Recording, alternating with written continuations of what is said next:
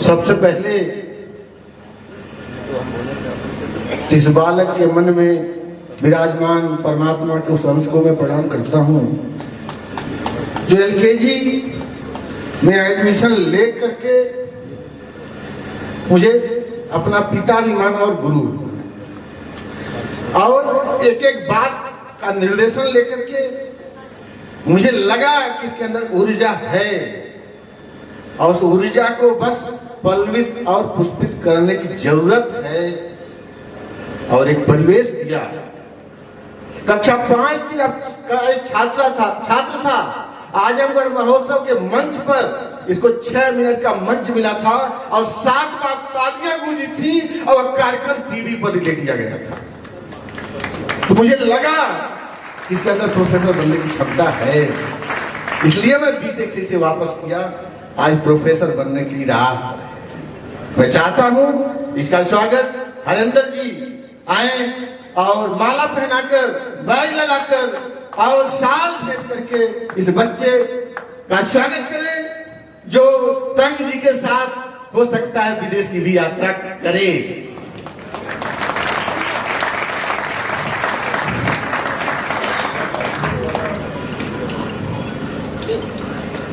जोरदार तालियों से स्वागत करें, सम्मान करें। ये सम्मान से जो एनर्जी बढ़ती है, आत्मबल बढ़ता है, हार्मोन्स बढ़ता है और बच्चे को ऊंचाई तक ले जाएगा।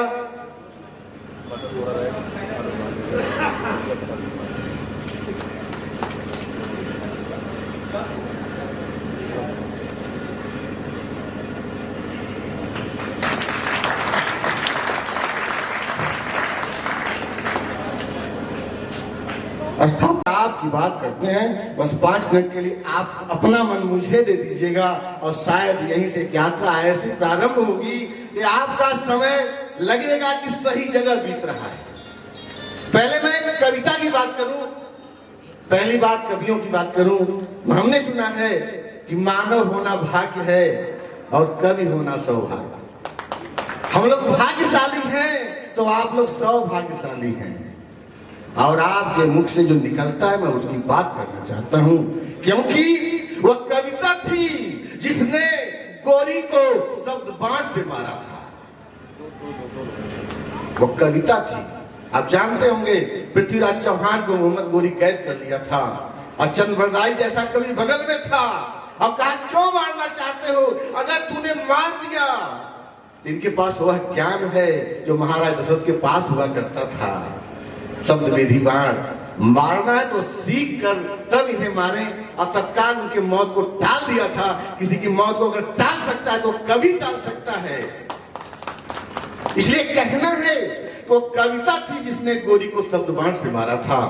वो कविता थी जिसने जो दिनकर जी ने संसद में हुंकारा था। वो कविता है जो मानस बनकर घर घर गाई जाती है। वो कविता है जिसे गाकर आरती उतारी जाती है। अरे वो वंदे मातरम कविता थी, वो वंदे मातरम कविता थी जिसे सुनकर गोरे आग बबूले थे।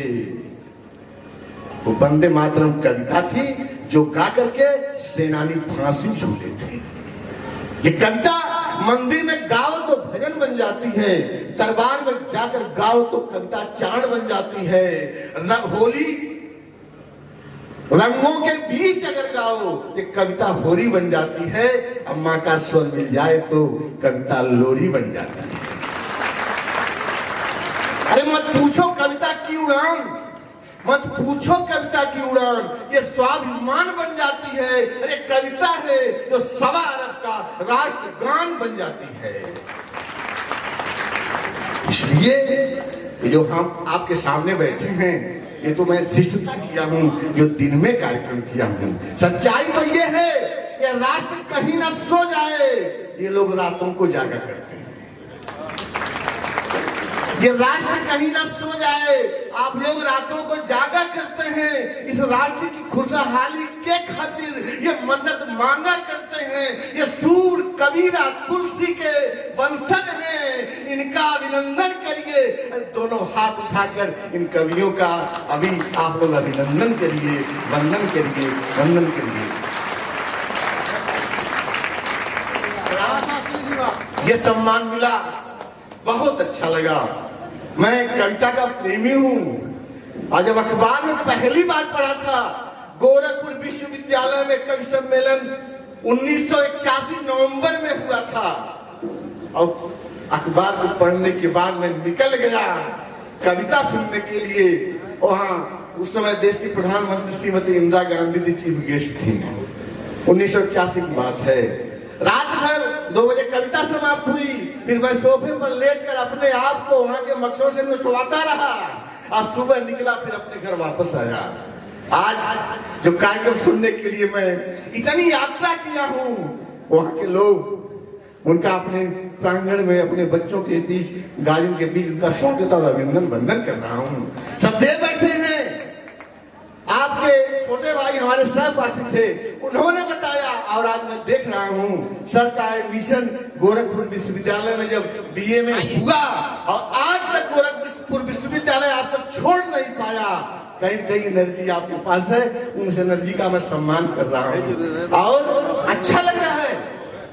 मैं बहुत अभिभूत हूँ, मेरा लग रहा है जो मैं कर रहा हूँ इसी के यही करने के लिए मैं पैदा हुआ हूँ। इसलिए मुझे लगता है एक बच्चे को आगे बढ़ाया जाए, क्योंकि मुझे 4 लाइनें याद हैं, मैं ज्यादा बात नहीं करना चाहता हूँ, आपको मैं सौंपना चाहता हूँ। डॉक्टर उदय प्रताप की रचना एक याद कर आपको समर्पित करना चाहता हूँ। उन्होंने कहा कि भांत भांत के अनेकानेक पुष्प फूल फूल जाते निज गर्व गुमान में। हम आप लोग क्या हैं? भारत माँ के क्यारी के खिले हुए फूल हैं। फूल खिलने से पहले वो कली होता है, हमारी बहनें बैठी हुई हैं। कली ही फूल खली फूल के रूप में परिवर्तित होती है। अब प्रश्न पैदा होता है कली फूल क्यों बनती है? उसका सारगर्भित उत्तर है कि जब कली का रंग उसके अंदर सिमट नहीं पाता, कली का रंग जब उसके अंदर सिमट नहीं पाता, उसकी गंध जब बांधे नहीं बनती, उसका मकरंद जब छलक पड़ता है तो कली फूल बन जाती है। और उस फूल को जब अनुशासित कर दिया जाता है तो हार बन जाता है, माला बन जाता है।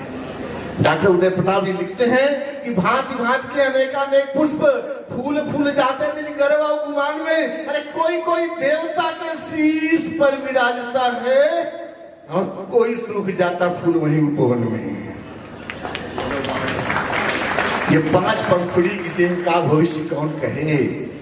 ये 5 पंखुड़ी की देह का भविष्य कौन कहे? धूल में है मिल जाना विधि के विधान में, लेकिन वंदनीय पुष्प है वही जो छोड़ जाए बीज वसुधा में और सुगंध आसमान में। आपको बता दें हमारे बीच बालेदिन बेसहारा जी यही के हैं। इन्होंने इस हरैया ब्लॉक में कवि सम्मेलन को जन्म दिया। हर साल इन्होंने कराया। मुझे लगा इस साल नहीं हो पाया, तो मुझे लगा कि इनकी जो लक्ष्य है वो मृत्यु को प्राप्त न हो जाए, ये बीड़ा हमने उठाया। और आपको ये लगे कि हमारे बाद भी कुछ नौजवान हैं जो इस कार्यक्रम को आगे ले जा सकते हैं, इसलिए मैं आपका हृदय की गहराइयों से आपका स्वागत और अभिनंदन करता हूं। आप इनकी कविता जब सुनेंगे ना, इनकी कविता जब सुनेंगे तो आप हास्य व्यंग में डूब जाएंगे। घास करत कर हरी में बतियावे ले सुसतिया, कान सटौले रतिया दिन में घूमे ला रघुपतिया। गजब के इनके गीत हैं।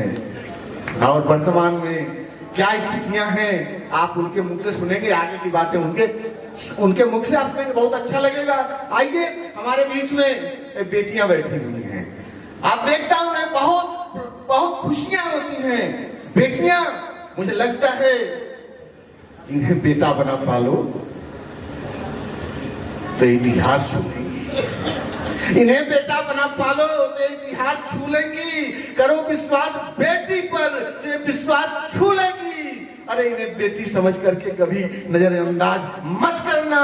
जरा सा पंख खोलोगे तो ये आकाश छू लेंगी।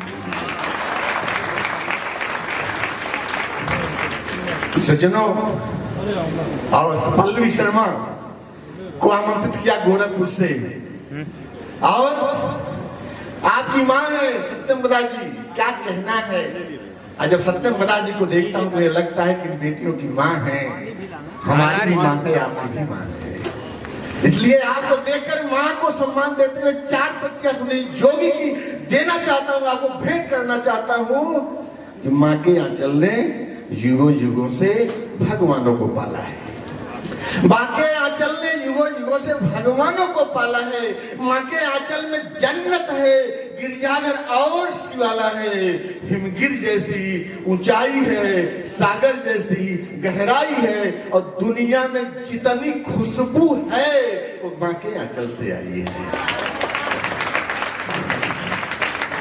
अंकिता शुक्ला लखनऊ से आई हैं, पल्लवी शर्मा गोरखपुर से आई हैं, और प्रतिभा जी थोड़ा विलंब से आई। अब मुझे लगा कि प्रतिभा जी नहीं है, देवलोक से कोई परी उतर आई है। आप इनके गीत सुनेंगे, कोई देवी उतर आई है। मैं कहता हूं कि गीत आपके कानों के रास्ते घुसकर आपके दिल की अतल गहराइयों में समा जाएंगे। बस आप इनको अपना मन दे दीजिएगा। हमारे बीच सुभाष यादव जी, आप गोरखपुर से आए हैं। इनके गीत जब आप सुनेंगे कि एक सांस का अंतर है मरने और जीने में, आप एकदम आध्यात्मिक हो जाएंगे। हमारे बीच में पंकज प्रखर को क्या कहना, इनसे कहा कि अपना फोटो भेजिए, मैं पोस्टर बनाना चाहता हूं। इतना सुकोमल फोटो इन्होंने पहली बार भेजा, जिसे लगा वास्तव में पंकज है। लेकिन हमने कहा आप बीरस क्यों लिखते हैं, बीरस वाला फोटो दीजिए। तब इन्होंने अपना दाढ़ी वाला फोटो भेजा। तब मैं इनसे कहा फोन पर कि बहादुरी पहले भी थी, बहादुरी आज भी है, अंतर केवल इतना वह मूंछों से उतर कर दाढ़ी में समा गई है। और मुझे लगा उसको दोनों फोटो की तुलना किया। एक बात कहना चाहता हूँ, इस कविता प्रारंभ होने जा रही है। एक बात कहना चाहता हूँ, मुझे लगा कि पंकज जी इतना सुकोमल फोटो क्यों, उस समय श्रृंगारी कविता लिखते थे। विवाह तय हो गया फिर भी श्रृंगारी कविता लिखते थे। इसके बाद इनका तिलक हो गया फिर भी श्रृंगारी कविता लिखते थे। इनका विवाह हो गया इसके बाद भी लिखते थे। अचानक एक दुर्घटना हो गई। एक ही दिन इनकी धर्मपत्नी ठीक से अपना मुंह धोकर इनके सामने खड़ी हो गई। शब्दों पर ध्यान दीजिएगा। उसी दिन से ये प्रखर हो गए और 20 रस की कविता लिखी। और ये पत्नी का प्रेम राष्ट्र प्रेम में बदल गया। आज इनकी कविताएं आप सुनेंगे, तेजस्वी ओजस्वी स्वर सुनेंगे, आपका अंतर्मन आंदोलित होकर यह सोचने पर मजबूर हो जाएगा, किसी पहलू से मृत्यु यदि तुझे जिंदा ना छोड़ेगी, किसी पहलू से मृत्यु जब तुझे जिंदा ना छोड़ेगी, तो वतन के वास्ते तू सर कटा लेता तो अच्छा था। और मेरा कहना है, अभी 4 लाइन में कविताएं कविता तिवारी की आपको भेंट करता हूं। प्रखर जी उन्होंने लिखा कि बिना मौसम हृदय कोयल से भी कूजा नहीं जाता, बिना मौसम हृदय कोयल से भी कूजा नहीं जाता, जहां अनुराग बसता है वहां दूजा नहीं जाता। अरे विभीषण राम जी के भक्त हैं, ये जानते सब हैं, मगर जो देशद्रोही हो कभी पूजा नहीं जाता। अब मैं आता हूं, अनमोल जी हैं, कम तेज है, ऐसे ये होनहार विद्वान के हो चिकने पात। मैं ज्यादा समय नहीं लेना चाहता, अपना परिचय कविताओं से देंगे, लेकिन मैं तत्काल आता हूं अपने तन जी के पास। इनको यूट्यूब में सुनता था, आज साक्षात दर्शन कर रहा हूं। और ये सारा कार्यक्रम आपको 4 लाइनों में सौंप रहा हूं। अगर आप सबको पर ध्यान देंगे तो यहीं से कविता अपने एक माहौल में अपना जीवन जिएगी, और ये संचालन का दायित्व तो आपको ही मैं सौंप रहा हूं। बस 4 लाइनों से कि मंत्री जी ने कहा ड्राइवर से आज कार मैं चलाऊंगा। मंत्री जी ने कहा ड्राइवर से आज कार मैं चलाऊंगा, तो ड्राइवर बोला मैं कार से नीचे उतर जाऊंगा। मंत्री जी ने कहा क्यों, जब तुम कार चलाते हो मैं बैठता हूं, अब मैं कार चलाऊंगा तो तुम क्यों उतर जाओगे। इस पर जो ड्राइवर ने जवाब दिया, इसे कविता प्रारंभ हो रही है। ड्राइवर ने जवाब दिया कि मंत्री जी चलाइए कार, कार चलाते समय आपकी समूची आत्मा हिल जाएगी, क्योंकि मंत्री जी ये कार है कार, सरकार नहीं जो भगवान के भरोसे चल जाए। इन्हीं शब्दों के साथ ये संचालन का दायित्व मैं तंजी को देता हूं। कृपया मंच पर आए और अपना कार्यक्रम सुचारू रूप से क्रम से एक यात्रा